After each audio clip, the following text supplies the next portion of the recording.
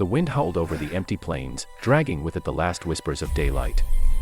The horizon was painted with fire. Streaks of orange and crimson fading into bruised purple skies. Dust rose from the dying light as the hooves of a lone horse pounded the dirt. Faster, harder, desperate. On its back was Elias McGraw, a weathered rancher whose eyes had seen more loss than a man should ever bear. His duster was torn, his hat tilted low, and his jaw was clenched with a kind of pain no bullet could cause. The letter in his saddlebag was soaked in blood, not his, but hers. Her name was Lydia Jameson. The only woman Elias had ever loved, a preacher's daughter with eyes like dawn and a voice that could calm the storm in any man's heart. 2 days ago, she'd been taken by Clayton Riggs, the outlaw who had once ridden with Elias back in their younger, wilder days. Riggs had always been trouble, a man with fire in his veins and greed in his soul, but Elias never thought he'd stoop so low as to harm Lydia. Yet the letter proved it. It was written in Lydia's trembling hand. Her words blotched and shaky. Elias, please, don't come for me. He'll kill you. Just make it quick if you have to. Those words were burned into Elias's mind, echoing with every beat of his heart. Just make it quick. She knew what was coming. She knew there was no escape. By the time Elias reached the abandoned silver mine where Riggs had set up camp, night had already swallowed the land. The only light came from the crackling fire near the entrance and the pale shimmer of the moon overhead. He dismounted, his boots sinking into the dust as he approached silently. His revolver was already cocked. He could hear laughter inside, Riggs and his men drinking, singing, celebrating. The kind of laughter that made his blood run cold. He slipped through the shadows until he saw her. Lydia was tied to a post, her face bruised but still beautiful in the firelight. Her lips trembled as she whispered something only the wind could hear. And then their eyes met. Even through the darkness, even through the pain, her eyes lit up, not with fear, but with love, trust, and the faintest glimmer of hope. Before Elias could move, Riggs spotted him. "Well, I'll be damned," Riggs drawled, stepping forward with that same crooked grin Elias remembered from their youth. "If it ain't my old partner come to play hero."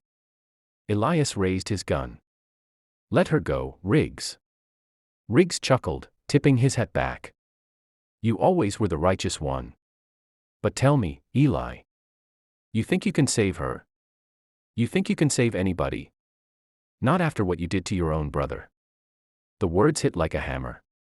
Elias froze. The memory of that day, the gunfight gone wrong, the bullet that should have missed but didn't, came crashing back. His brother, lying in the mud, whispering his last words, "You didn't mean it, Eli." Riggs saw the hesitation and laughed harder. "That's right. You can't pull the trigger when it matters. You're weak." Before Elias could answer, Riggs drew his pistol. The world slowed to a crawl, a flash of silver, the thunder of a shot, and Lydia's cry splitting the night. Elias dove, rolled, and fired back, his bullet grazing Riggs's arm. The camp erupted into chaos. Men scrambled for their guns, shouting and cursing, but Elias was faster. Years of ranch life had kept him strong, steady. He shot 2 men before they even raised their rifles. The fire crackled higher, sparks flying as lead tore through the night. And then, silence. Riggs staggered back, clutching his side where Elias's bullet had found home. You ain't the same boy I used to ride with," he coughed, blood trickling from his lips. Elias stepped closer, his gun steady. "No. I ain't." Riggs grinned one last time. "Too late, partner. She's already dead inside." He collapsed to the ground, laughing until his breath ran out for good. Elias ran to Lydia, cutting her free. Her hands trembled as she fell into his arms. "Elias," she whispered, her voice barely a breath. "I told you not to come." He held her tight. "You think I'd let you die here?" "Not you, Lydia. Not ever." But when he pulled her closer, his heart stopped. His hand came away wet, crimson. She'd been shot. No, no, no, no, he muttered, pressing his hand over the wound. You're gonna be fine, you hear me? I'll get you out of here. Her fingers brushed his cheek, trembling. Elias, please.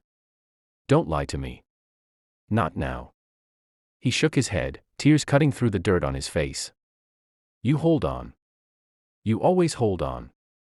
Her lips quivered, her eyes glistening in the firelight.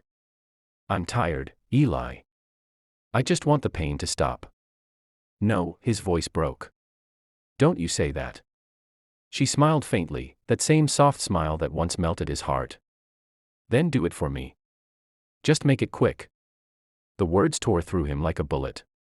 Those same words from the letter. He froze, unable to breathe. His hand tightened around the gun still at his side. The weight of it suddenly felt unbearable.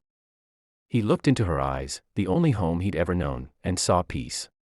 Not fear. Not anger. Just peace. The fire crackled. The wind moaned. Somewhere in the distance, a coyote howled. He couldn't do it. He couldn't be the one to end her pain, not when she was the reason he still lived. But her breathing was shallow now, every breath weaker than the last. Tears streamed down his face as he whispered, I can't, Lydia. I can't lose you. You already have, she murmured, her voice fading like the wind. And then, silence. Elias held her for what felt like eternity. The night around him blurred into nothing. The fire died down, the wind stilled. And all that remained was her stillness against his chest. When dawn broke, Elias carried her body to the hill, overlooking the ranch they'd once dreamed of building together. He buried her there, beneath the oak tree where they'd first shared a kiss. He didn't speak a word, not until the last shovel of dirt fell. Then, softly, he whispered, You asked me to make it quick, darlin'. But I'll be living with it slow for the rest of my life. 4 days, he wandered the plains, half a ghost, half a man. Folks in town said he'd lost his mind. Others said he'd made a deal with the devil, trading his soul for the right to see her again in his dreams. But no one knew the truth. He went back to the ranch and burned it to the ground, leaving behind the life he once had. The smoke rose high into the sky, a dark prayer against the light of morning. Then he mounted his horse and rode out, west. Always west, chasing the horizon as if it held her somewhere beyond. Years passed, and stories spread. They said a lone rancher roamed the Badlands, helping lost souls and fighting bandits, never staying in one place long enough to be known. Some said his eyes were cold as winter, others said they burned with fire. But those who looked close swore they saw something else. A man carrying the weight of mercy and sin, love and loss.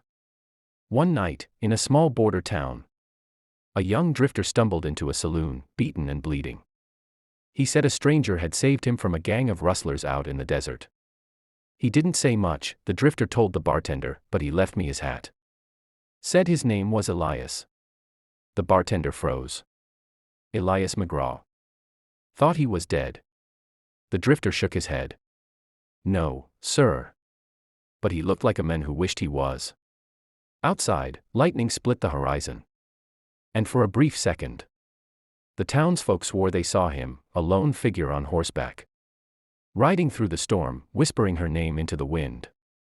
And maybe, just maybe, if you listen close enough on those cold desert nights, you can still hear her voice whisper back.